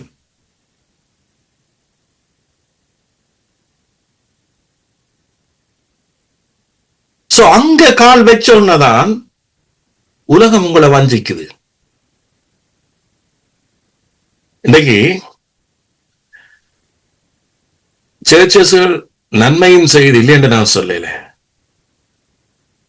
அது 50 நன்மை செய்தா 50 நன்மை செய்து உங்களோட வாழ்க்கையே விசுவாசம் இல்லாத சந்ததியா மாத்துது. ஆனா விசுவாசம் என்னண்டு சர்ச்சை போதிக்கல. தயவு செய்து நான் உண்மையை சொல்றேன். எப்படி பிசாசு தந்திரமாக விசுவாசத்தையே மனிப்புலேட் பண்ணிட்டு தெரியுமா? எப்படி சொல்லுமெண்டா, நீ சேர்ச்சுக்கு வரையில இல்ல, உனக்கு விசுவாசம் இல்ல. நீ தசமாவும் கொடுக்கல இல்ல, உனக்கு விசுவாசம் இல்ல.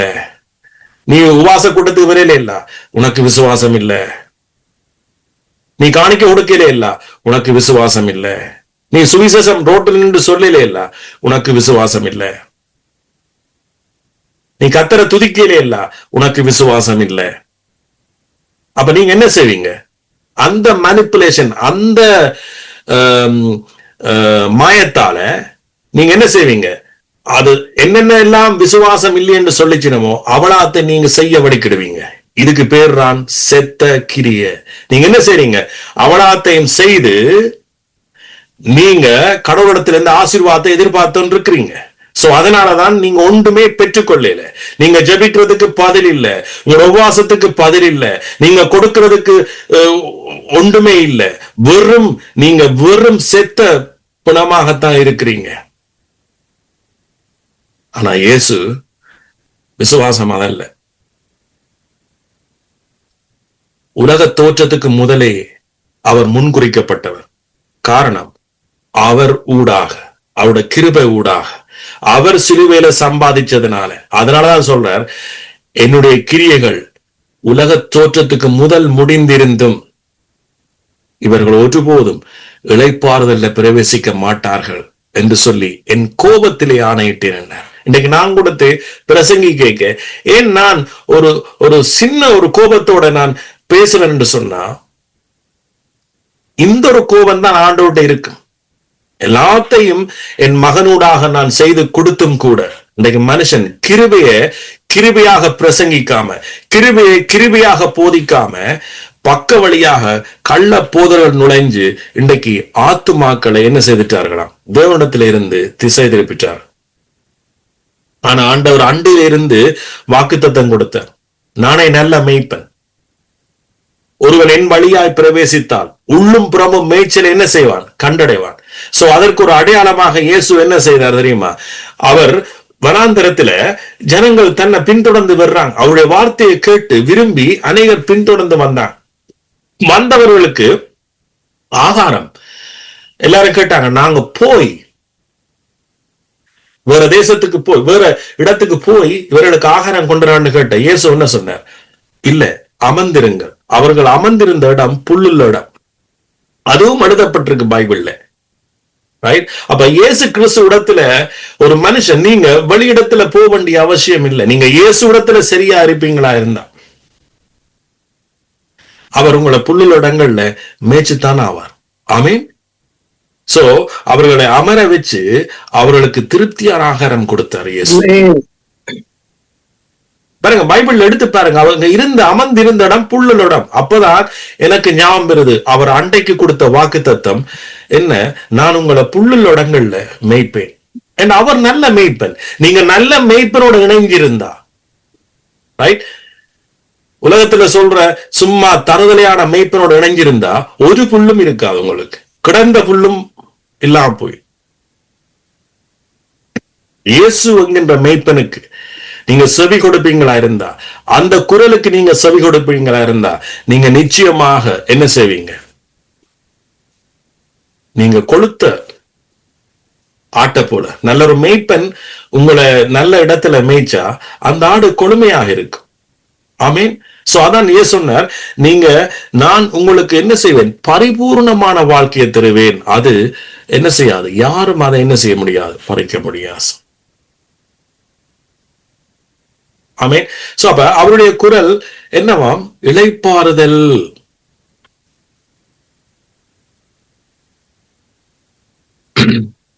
பாருங்க 9ஆம் வசனம் 4:9. ஆகையால் தேவனுடைய ஜனங்களுக்கு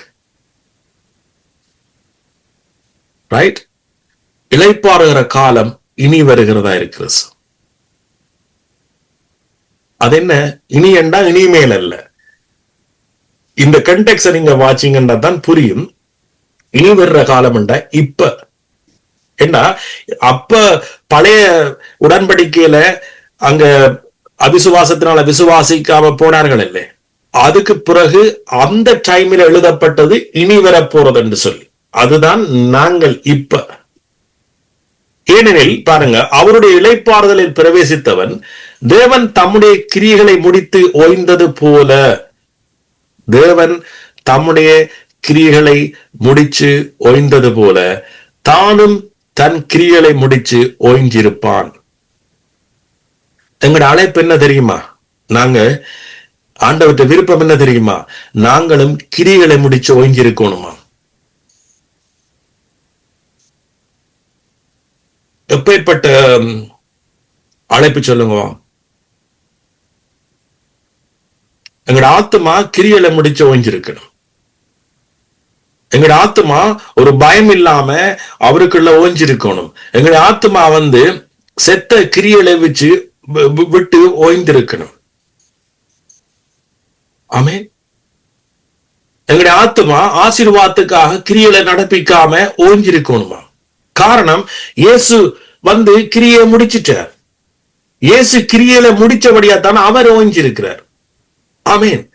சோ மாறாக நாம கிரியையில நடப்பிப்போமா இருந்தா, என்னத்துக்காக? ஆசீர்வாதங்களுக்காக கிரியையில நடப்பிப்போமா இருந்தா, அல்லது அவரை பிரியப்படுத்துறதுக்காக கிரியையில நடப்பிப்போமா இருந்தா, நம்மிடத்துல விசுவாசம் இல்லை, உண்மையான விசுவாசம் இல்லை. ஆகையால் அடுத்த வசனம் பாருங்க. ஆகையால் அந்த திருசாந்தத்தின்படி இந்த உண்மையின்படி ஒருவனாகிலும் கீழ்ப்படியாமையினால விழுந்து போகாதபடிக்கு. இன்னைக்கு மனுஷன் என்னத்தால விழுந்து போறான்னு தெரியுமா? கீழ்ப்படியாமையினால. எதுக்கு கீழ்ப்படியாமையினா? அவருடைய விசுவாசத்துக்கு. அவர் சிலுவையில செய்து முடிச்சதுக்கு நீங்க கீழ்ப்படியாமையினாலதானாம் நாங்க விழுந்து போறோமா. வேற ஒன்றாலே நாங்க விழுந்து போகல. அவருடைய கீழ்ப்படியாமைக்கு நாங்க விழுந்து போகாம எச்சரிக்கையா இருக்கட்டாம். கீழ்ப்படியாமையினாலே விழுந்து போகாதபடிக்கு. அடுத்தது, நாம் இந்த இளைப்பாறுதலில் பிரவேசிக்க ஜாக்கிரதையாக இருக்க கடவோம். ஆமென். கீழ்ப்படியாமையினால. இன்னைக்கு விசுவாசத்துக்கு கீழ்ப்படியாமையினாலதான் இன்னைக்கு அநேகர் விழுந்து போனார். நாங்க எவ்வளவு கம்பீரமாக, எவ்வளவு உறுதியாக, எவ்வளவு சமாதானமாக, எவ்வளவு வெற்றியோட நடக்க வேண்டிய ஆக்கள் தெரியுமா நாங்க? ஆனா விசுவாசம் என்கின்ற காரியம் என்னென்னு தெரியாம இன்றைக்கு அந்த விசுவாசத்துக்கு கீழ்ப்படியாமத்தான் இன்றைக்கு அநேகர் என்ன செய்துட்டார்? விழுந்து போனார்.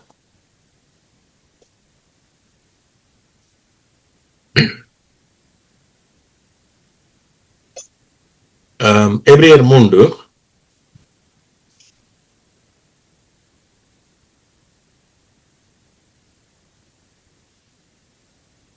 7வது வசனம்.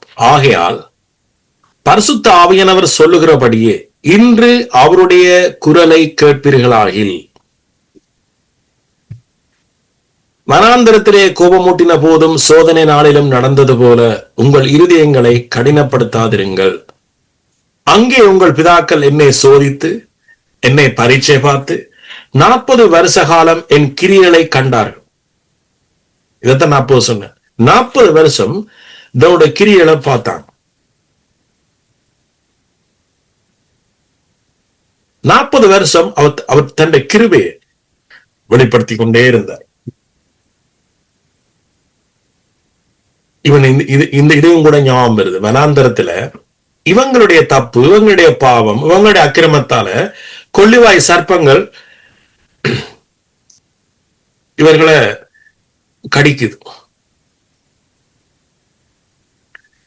சோ அப்ப மோசே இடத்துல முறையிட்ட மோசே போய் ஆண்டவரோட ஆண்டவர் என்ன சொன்னார்? வெண்கல சர்ப்பத்தினால ஒரு பாம்பனி செய்து கப்பத்துல தொங்க விடன்னு சொல்லி அதை நோக்கி பார்க்க சொல்லி. இதை குறிச்சு நான் முந்தையும் மெசேஜ் எடுத்தேன். வெண்கலம் என்னத்துக்கு? நியாய தீர்ப்புக்கு அடையாளம். நீங்க பைபிள்ல இந்த பழைய ஒவ்வொரு காரியங்கள், ஒவ்வொரு பேர்கள் எல்லாம் நான் உங்களுக்கு சொன்னேன் தானே, அது எல்லாத்துக்கும் அர்த்தம் இருக்கு. இந்த வெண்கலம் என்கின்றது நியாய தீர்ப்பு. அப்ப ஒரு கம்பத்துல வெண்கலத்துல ஒரு சர்ப்பத்தை செய்து அதை மோசே சொன்னார், நீ அதை தூக்கு, மேல ஜனங்கள் பார்க்கக்கூடிய மாதிரி வை, ஒரு கம்பத்துல அதை நோக்கி பார்க்க சொல்லு, நோக்கி பார்த்தவங்க பிழைப்பாங்க. சோ பாருங்க, அன்றிலிருந்து உலக தோற்றத்துக்கு முதலே இயேசு ஆயத்தப்படுத்தப்பட்டிருந்த. சோ அப்ப என்ன அவர் சொல்றார், இயேசு உங்களுக்காக, நான் உங்களை அடிக்கலையாப்பா, நீ அக்கிரமக்காரன், நீ பாவம் செய்துட்ட, ஆனா என்ன இருந்தாலும் நீ என்னுடைய பிள்ளை, நான் தான் உன்னை படைச்சேன். பிசாசு உங்களை விழுத்திட்டான், ஆனா உங்களை அடிக்கல, உங்களோட பாவத்துக்கு நான் உங்களை தண்டிக்கல, மாறாக உங்களுக்கு பதிலாக என்னுடைய குமாரனை சிலுவையில தொங்க விட போறேன், அதை நோக்கி பார். பாருங்க, ஆண்டவர் வனாந்தரத்துல இந்த ஜனங்களுக்கு எவ்வளவு தன்னூடாகத்தான் உங்களுக்கு ரட்சிப்பு, வேற வழி இல்ல, கிருபை ஊடாகத்தான் உங்களுக்கு ரட்சிப்பு, கிருபை ஊடாகத்தான் உங்களை எந்த ஒரு சர்ப்பமும் உங்களை கடிக்காது, எந்த ஒரு கொள்ளிவாயும் உங்களை கடிக்காது, எந்த ஒரு பிசாசோட கிரியலும் உங்களை அணுக முடியாது. ஆகவே நீங்க என்ன செய்யுங்க, சிலுவையை நோக்கி பாருங்க, இயேசுவை நோக்கி பாருங்க, சிலுவையில் அவர் உங்களுக்காக செய்து முடிச்சதை நோக்கி பாருங்கன்னு சொல்லி அன்றைக்கே வனாந்தரத்துல ஆண்டவர் வெளிப்படுத்தினார். அதை நோக்கி பார்த்தவர்கள் உண்மையாகவே பிழைத்தார்கள், ஆனா பார்க்காதவர்கள் அன்றைக்கே செத்து மடிந்தார்கள் என்று நீங்க எடுத்து வாசிச்சு பாருங்க. அதான் இங்க சொல்றார், உங்கள் பிதாக்கள் என்னை சோதிச்சு என்னை பரீட்சை பார்த்து 40 வருஷ காலம் என் கிரியைகளை கண்டார்கள். ஆதலால் நான் அந்த சந்ததியை ஆலோசித்து அவர்கள் எப்பொழுதும் வழங்கி போகிற இருதயமுள்ள ஜனம் என்று, என்னுடைய வழிகளை அறியாதவர் என்றும் சொல்லி என்னுடைய இளைப்பாறுதலில் அவர்கள் பிரவேசிப்பதில்லை என்று என்னுடைய கோபத்திலே ஆணையிட்டேன் என்றார். சகோதரரே, ஜீவனுள்ள தேவனை விட்டு விலகுவதற்கு ஏதுவான அவிசுவாசம் உள்ள பொல்லாத இருதயம் உங்களுக்குள்ளும் இராதபடிக்கு நீங்கள் எச்சரிக்கையாய் இருங்கள். அப்ப எனக்கு இன்றைக்கு ஆண்டவர் வெளிப்படுத்தின, ஒரு தேவனை விட்டு ஒரு மனுஷன் விலகுறதுக்கு என்ன காரணம் தெரியுமா? அவிசுவாசம். அதுக்கு பேர் பொல்லாத இருதயம். அப்ப அவிசுவாசம் என்றா என்ன? இயேசு ஏற்கனவே செய்து முடிச்சத நீங்க நம்பாது. இயேசு ஏற்கனவே செய்து முடிச்சதை நீங்க நம்பாஸ். அவர் ஏற்கனவே செய்து முடிச்சிட்டார். அவர் சிலுவையில மரிக்கிறதுக்கு முதலேயே, அவர் உலக தோற்றத்துக்கு முதலே அது நடந்ததுன்றத பைபிள் சொல்லுது. சோ அதையே விசுவாசிக்க சொல்லித்தான் ஆண்டவர் நடத்தினது. இன்றைக்கு நாங்கள் உண்மையாவே இயேசு சிலுவையில மரிச்சதுக்கு பிறகு வாழ்றோம். ஆமென். ஆபிரகாமுக்கு உண்டான வாக்குத்தத்தம், ஆபிரகாமுக்கு கொடுத்த வாக்குத்தத்தம் கிறிஸ்து இயேசுவின் மூலமாய்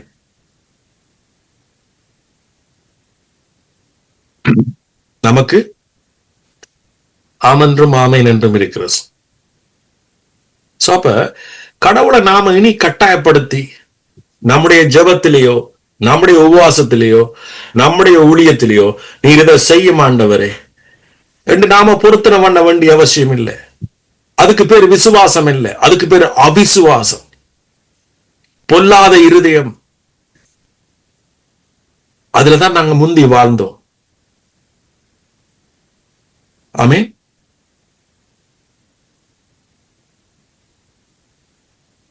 சொல்லுங்க, இயேசுவே நீங்க என்ன முற்றுமுழுதாக விடுதலை ஆக்கிட்டீங்க, முற்றுமுழுதாக என்ன பரிபூர்ணம் உள்ள ஒரு மனுஷனாக என்ன பெற்றெடுத்து,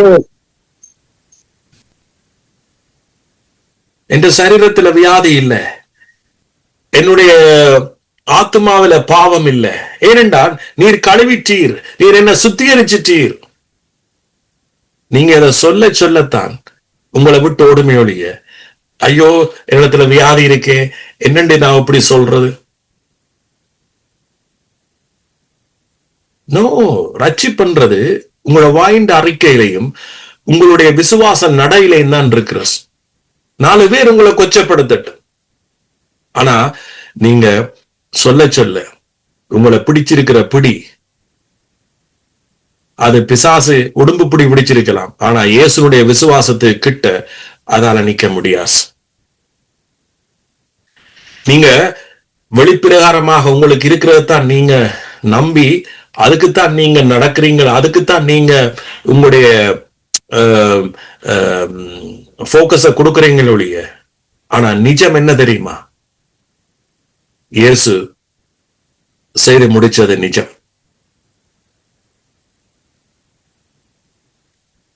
ஆமென்.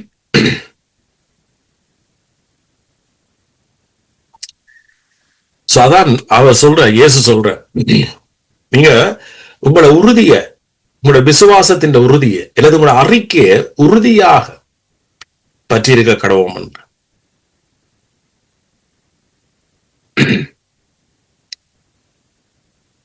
சோ இப்ப நாம பாருங்க, இயேசு சொல்றார், விசுவாசம் இல்லாம அவருக்கு பிரியமா இருக்கிறார்.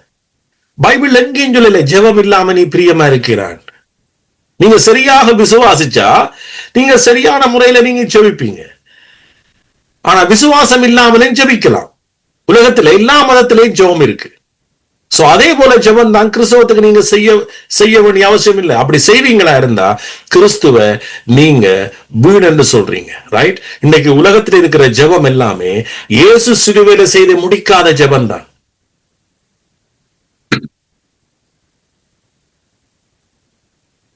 ஆண்டவர் சொல்லல நீங்க ஜெபிக்காட்டிக்கு எனக்கு பிரியமா இருப்பீங்க. நோ, ஏன் அப்படி சொல்லலேண்டா, விசுவாசம் இல்லாத சந்ததியும் ஜெபிக்கும். இப்ப பாருங்க, போன கிழமை சொன்னேன், ஈசாக்குக்கு 2 பிள்ளை, ஏசாவும் யாக்கோபு. யாக்கோபு வந்தான், யாக்கோபு ஆசீர்வதிக்கப்பட்டு போனான். ஆனா ஏசா திரும்ப வாரான். ஏசா என்ன அழுது புலம்பி ஜெபிக்கிறான் தாப்பனத்துல. அப்பா அவங்களோட அது மட்டுமா இருக்குது, எனக்கு வேற ஆசீர்வாதம் இல்லையா என்று சொல்லி அவன் அழுது இதண்டும் தாப்பன் மனம் மாறல. அப்படித்தான் சொல்லப்படுது, அவன் மனம் மாறுதலை காணாமல் போனான். அப்ப அதே போல இன்னைக்கு நாம அழுது புலம்பி ஜெபிக்கிறதால தேவனுடைய மனம் மாறுதலை நீங்க காண போறதில்லை. ஏன்? அவர் ஏற்கனவே எல்லாருக்காகவும் ஒட்டுமொத்தமாகவும் எல்லாரும் உரிமை சொத்தாகிய ஆசீர்வாதத்தை கிருபையினால் இலவசமாய் விசுவாசத்தினூடாக பெறும்படியாகவும் இயேசு ஏற்கனவே அந்த உரிமைக்குரிய ஆசீர்வாதத்தை அந்த விசுவாசத்தின் ஊடாக நீதிமான் பிழைக்க வேண்டிய அந்த வழியை அவர் செய்திருக்க, இஞ்சால இருந்தொண்டு விசுவாசம் இல்லாம நீங்க எவ்வளவுதான் மாரடிச்சாலும் அவருடைய மனம் மாறுதலை நீங்க காண போறதில்லை. உலகம் நான் சொல்றது. ஆகவே விசுவாசத்தோடு நீங்க உங்க உரிமையோட நீங்க என்ன செய்யுங்க, நீங்க தான் மனம் மாறணும். அவருடைய கிருபைக்கு நேராக நாம தான் மனம் மாறணும். அவர் ஏற்கனவே செய்து முடிச்சதுக்கு நேராக நாங்க தான் மனம் மாறணும். அதனாலதான் இங்க சொல்றார், ஜீவனுள்ள தேவனை விட்டு விலகுவதற்கு ஏதுவான அவிசுவாசம் உள்ள பொல்லாத இருதயம் உங்களில் ஒருவனுக்குள்ளும் இராதபடிக்கு நீங்கள் எச்சரிக்கையாயிருங்கள். உங்களில் ஒருவனாகிலும் பாவத்தின் வஞ்சனையினால் கடினப்பட்டு போகாதபடிக்கு இன்று எண்ணப்படும் அளவு நாடோறும் ஒருவருக்கொருவர் புத்தி சொல்லுங்கள். நாம் ஆரம்பத்திலே கொண்ட நம்பிக்கை முடிவு பரியந்தம் உறுதியாக பற்றி கொண்டிருப்போமாகில் கிறிஸ்துவனிடத்தில் பங்குள்ளவர்களாய் இருப்போம். இது ரட்சிப்பை துளைக்கிற காரியம் இல்லை. கிறிஸ்துவனிடத்துல பங்கு, அவரோட பங்கு எங்களுக்கு இருக்கு. இன்னைக்கு அனைவருக்கு தெரியுமோ தெரியாது, கிறிஸ்துவனுடைய ஆசீர்வாதத்துல எங்களுக்கும் பங்கு இருக்கு. ஆனா இன்னைக்கு காணி பிரச்சனை பங்குன்னா நாங்க வரிஞ்சு கட்டிக்கிட்டு போயிடுவோம் இல்லையா? வேற ஏதாவது ஒன்றுல சொத்துல பங்கு இருக்கு என்றா நாங்க என்ன செய்ய மாட்டோம், அண்ணன் தம்பி என்றும் பார்க்க மாட்டோம், சண்டை போடுவோம். ஆனா இங்க இந்த பங்குல நீங்க சரியா இருந்தீங்கன்னா இங்க உலகத்தில் இருக்கிற சொத்து பந்தெல்லாம் உங்களுக்கு சிம்பிளா இருக்கு. இது இல்ல எனக்கு ஏற்கனவே என்ன, நீங்க ஆசீர்வதிக்கப்பட்டுருவீங்களே. சின்ன சின்ன சிலரைக்கெல்லாம் நீங்க அடிபட மாட்டீங்க. ஏனென்றா நாம கிறிஸ்துவனுடைய பங்குள்ளவர்கள், கிறிஸ்துவோட நாம பங்குள்ளவர்கள். நாங்க ஆபிரகாமின் உடன்படிக்கைக்கு பங்குள்ளவர்கள்.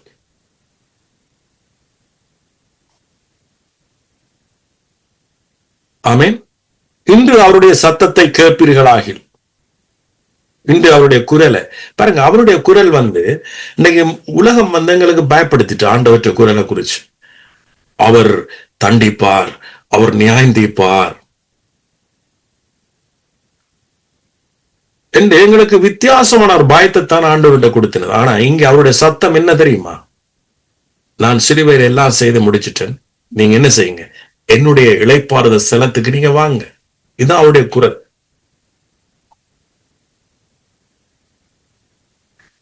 அவருடைய குரல் ஆசீர்வாதத்தின் குரல். அவருடைய குரல் தகப்பனுடைய குரல். நீங்க ஏற்கனவே அவருக்காக அவரிடத்தில் அன்பை நீங்க பெற்றுக்கொண்ட அவருடைய குரல், சகல விதமான கிருபைகளையும் பெற்றுக்கொண்ட குரல். சோ அந்த குரலுக்கு தான் நீங்க என்ன செய்யணும்? செவி கொடுக்கணும். ஆமென்.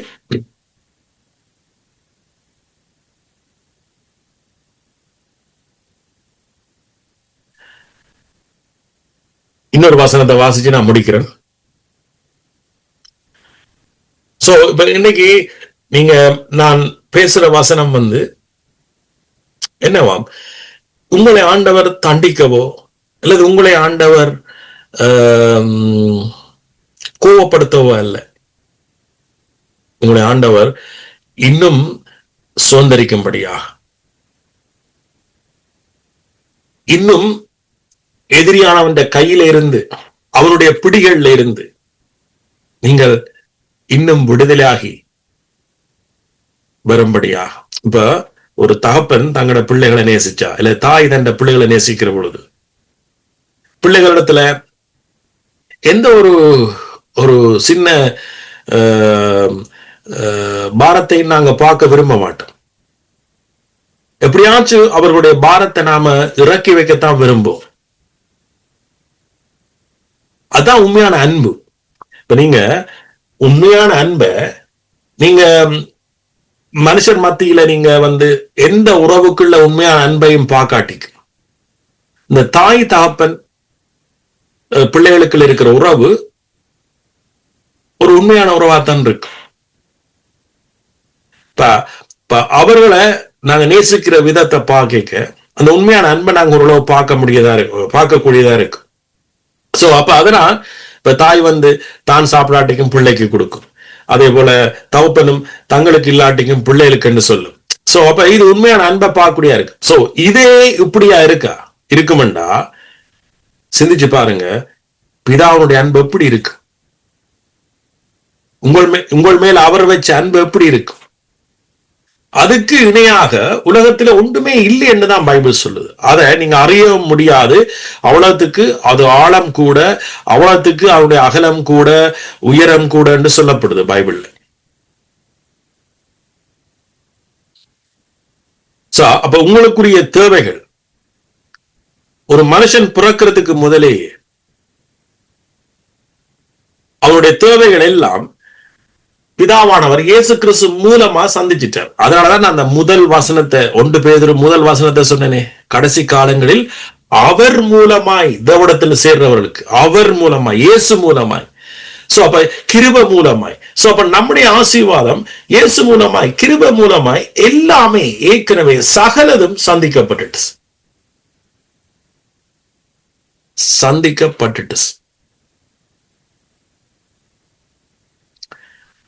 உங்களோட கரத்தை எடுத்து நீங்க அனுபவிக்காது நம்முடைய அலட்சியமே ஒழிய வேற வேற ஒரு காரணம் இல்லை. ஆமென்.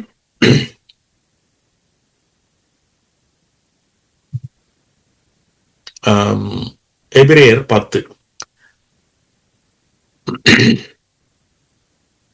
இதோட நான் முடிக்கிறேன். 38வது வசனம். விசுவாசத்தினாலே நீதிமான் பிழைப்பான். விசுவாசத்தினால வந்த நீதிமான். எத்தனை பேர் சொன்னீங்க? நாங்க எல்லாரும் விசுவாசத்தினால வந்த நீதியைத்தான் நாங்க நம்புறோம், அதனாலதான் நாங்க பிழைக்கிறோம். பின்வாங்கி போவானாகில் அவன் மேல் என் ஆத்துமா பிரியமாயிராது. எத்தனை சொல்லுங்க? நாங்க விசுவாசத்தினாலதான் நீதிமானாக்கப்பட்டாங்க. ரைட்? இயேசு கிறிஸ்துவால. ஆமேன். இயேசு கிறிஸ்து சிலுவையில செய்து முடிச்சதை நாம விசுவாசிச்சதுனாலதான் நாங்க நீதிமானாக்கப்பட்டோம். ஆபிரகாம் அவரை விசுவாசித்தான், வாக்குத்தத்தம் பண்ணப்பட்ட ஒரு உண்மையுள்ள விசுவாசித்தான். அதனால ஆபிரகாம் நீதிமானாக்கப்பட்டபடியால ஆபிரகாம் பிழைச்சான். சோ அதே போல இன்றைக்கு நானும் நீங்களும் விசுவாசத்தினால நீதிமானாக்கப்பட்டபடியா நாம நிச்சயமா பிழைப்போம். சும்மா கிறிஸ்தவர்களுக்கும் நமக்கும் என்ன வித்தியாசம் என்றா, நாங்க விசுவாசத்தினால் நீதிமானாக்கப்பட்டாங்க. சோ அதற்குரிய கிரியைகள் நம்மிடத்துல இருக்கு. சோ பின்வாங்கி போவானாகில் அவன் மேல் ஆத்துமா, ஆத்துமா, கடவுளுடைய ஆத்துமா, அவருக்கு ஒரு ஆத்துமா இருக்குன்னு இப்பதான் நாங்களும் உணரக்கூடியதா இருக்கு. கட்டாயம் இருக்கும், பட் இந்த வசனங்களை வாசிக்க அந்த ஞாபகம் வரும். சோ அவர் மேல், எங்கள் மேலேயா அவருடைய ஆத்துமா பிரியமாயிராராம். சோ நாமோ கெட்டுப்போக பின்வாங்குறவளா இருக்காம ஆத்மா ஈடேற விசுவாசிக்கிறவளா இருக்கிறோம். சோ அப்ப விசுவாசத்தை விட்டு நாம போய்க்கதான் நாம கெட்டு போறோம் என்று சொல்லப்படுது ஆண்டவற்ற பார்வையில. அப்ப இயேசு கிறிஸ்து சிலுவையில செய்து முடிச்சதுல நாம் என்ன செய்யறோம்? இளைப்பாடுறோம். இதுதான் விசுவாசம். ரைட்? இந்த விசுவாசம் தான் தேவனால் வர்ற விசுவாசம். சோ இந்த விசுவாசம் வரைக்குள்ள நாம இளைப்பாடுறோம். இந்த இளைப்பாறுதல் இது மனுஷனால வந்ததல்ல, இது அவரால வந்தது. சோ இந்த இளைப்பாறுதல் எங்கள் குடும்பத்திலே எல்லா பகுதியிலையும் செயல்படும். உங்களோட குடும்பத்தில எல்லா பகுதியிலையும், பிள்ளைகளுடைய காரியமா இருக்கலாம், கணவனுடைய காரியம். சோ அந்த இளைப்பாறுதல் தான் உங்களுடைய விசுவாசம். சோ இந்த விசுவாசத்தால தான் நீங்க உலகத்தை ஜெயிக்க போறீங்க. ஆமென். சோ இந்த விசுவாசம் தான் நமக்குள்ள கிரிய செய்ய இந்த இருளுடைய காரியங்கள் எங்களை விட்டு நீங்கி போகும். ஆமென். சோ அப்ப அதுல நீங்க நிலைச்சிருங்க, வாயால அறிக்கை எடுங்க. அதன்படி அறிக்கை இட்டு நீங்க நடக்கிற பொழுது உங்களோட வாழ்க்கை வெற்றியுள்ள வாழ்க்கையாக மாறிக்கொண்டு போகும். சோ இதுதான் என்னுடைய வாழ்க்கையில நான் செய்கிற காரியங்கள். ஆமென். உடனே ஒன்று நடக்கிறன்னு சோர்ந்துறாங்க. ஆனா அந்த உறுதியில இருங்க.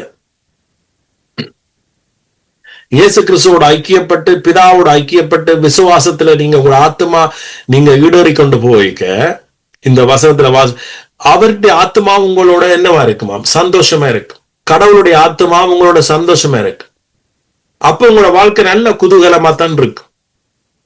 அவருடைய ஆத்மா சந்தோஷப்படையிலேண்டா வேற எந்த ஒரு ஆத்மா உங்களோட சந்தோஷப்பட்ட ஒரு பிரயோசனம் இல்லை. கடவுளுடைய ஆத்மா உங்கள் மேல பிரியமா இருக்கணும்டா நீங்க என்னவா? விசுவாசத்துல நீங்க என்ன செய்யணுமா? ஈடோரோடு. ஆமே. அப்படியா? நாங்க கம்யூனியனுக்குள்ள போவோமா? நன்றி இயேசுவே. கம்யூனியன் எத்தனை பேருக்கு உங்களுக்கு கம்யூனியன் ஒரு ட்ரெடிஷனா எடுக்காங்க? ஒவ்வொரு சர்வீஸ்லயும் ஒரு கம்யூனியன் எடுக்கணும். இது ஒரு மதத்தினுடைய செயல்பாடு. இயேசு சொன்னார், கட்டாயம் நீங்க கூட கெடுங்க. சோ அதனால ஓகே கம்யூனியனை கொண்டா, ஓகே எடுத்தாச்சு. No no no no. Communion அது ஒரு உயிர் உள்ள நித்தமும் நீங்க எவ்ரி டே நீங்க கம்யூனியன் எடுக்க அல்லது எவ்ரி வீக் நீங்க எடுக்க, அது எப்போ நீங்க இயேசு சிலுவையில உங்களுக்காக அடிக்கப்பட்டார் என்ற அந்த உண்மையை நீங்க உங்களோட வாழ்க்கையில கொன்ற. அவன் ஃப்ரெஷ்ஷாக கொன்றோம். ஏன்னா அந்த சித்தத்தின்படிதான் நீங்க பரிசுத்தமாக்கப்பட்டு அவருடைய பரிசுத்த ஸ்தலத்துக்குள்ள பிரவேசிச்சீங்க. ஆமே.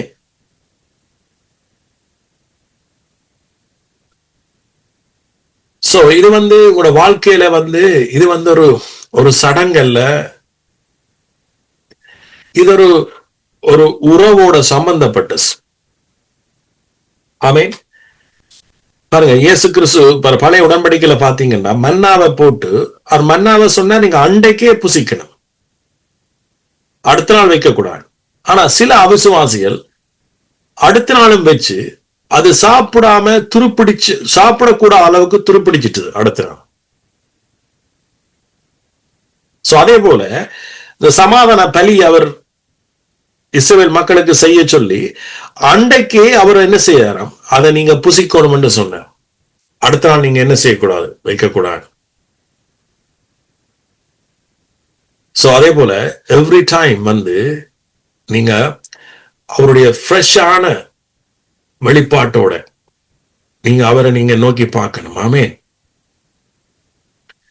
சோ அது மட்டும் இல்ல, நீங்க நாளைய தினத்தை குறிச்சும் நீங்க கவலைப்பட தேவையில்லை. காரணம், அவருக்குள்ள கிறிஸ்துவுக்குள் சகல ஐஸ்வர்யமும் சகல குறைகளும் என்ன செய்யப்பட்டது, நிறைவேற்றப்பட்டிருக்கு ஏற்கனவே.